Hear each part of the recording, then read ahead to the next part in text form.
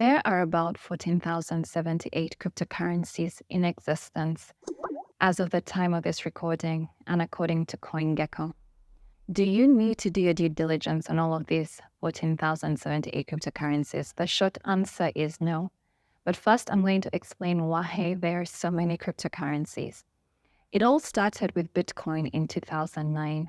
Bitcoin was developed to be a medium of exchange, a peer-to-peer payment system that did not have the weaknesses that its developers had identified in fiat currency, like the US dollar, the Kenyan shilling, the Japanese yen. But Bitcoin wasn't perfect. Bitcoin is still not perfect. And so there were developers who decided to develop other blockchains that did not have the weaknesses they had identified, particularly its low transaction speeds and its high transaction fees. And so this led to the development of other cryptocurrencies like Litecoin, which has a transaction speed of about 2.5 minutes, and Nano. The cost of sending Nano or a unit of Nano from one wallet to another is zero. The developers looked at the underlying technology and thought to themselves, you know what? Maybe we can create something else that isn't a medium of exchange or a peer-to-peer payment system. One that deserves to be highlighted is Ethereum. It pioneered something called a smart contract and has had, at least in my opinion, the largest influence on the crypto economy since about 2015. What is a smart contract? So let's say you wanted to buy a bicycle off of someone on the internet, someone you have never met, someone you do not trust. Typically, you could use a middleman.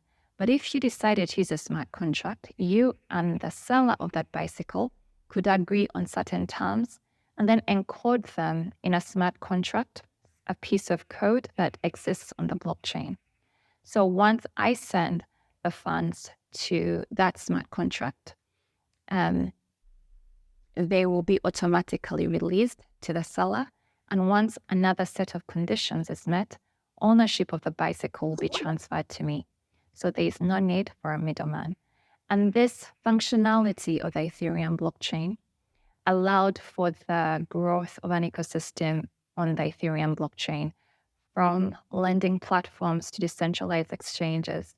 And again, there were developers looking at all these projects and protocols which had their own cryptocurrencies and thinking that we can create something that doesn't have their same weaknesses, leading to even more cryptocurrencies being launched. Now, Ethereum isn't perfect, and so other projects that tackled its weaknesses in different ways were developed. For example, the Tron network, a Binance Smart Chain, Zilliqa, Neo, etc. And some of these became quite popular, others didn't. And those that became popular had ecosystems that grew around them, just like had happened with the Ethereum blockchain. Now, another group of developers decided to use blockchain technology and cryptocurrencies to find solutions to real-world problems. And then, of course, there are people who just wanted to have fun with blockchain technology, creating things like meme coins. Dogecoin hit the scene in 2013 and is still growing strong because it has such a passionate, enthusiastic community. And since then, you've had things like Shiba and Pepe. You've also had other meme coins that haven't become popular.